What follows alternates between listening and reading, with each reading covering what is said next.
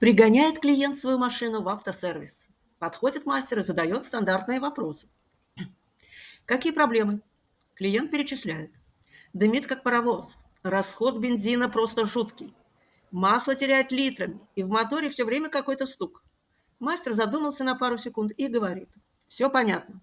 В общем, чтобы не дымило, на выхлопную трубу мы поставим фильтр. Так, с бензином, ага.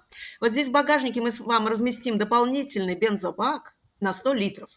Стук устраним усиленной шумоизоляцией салона. А с маслом?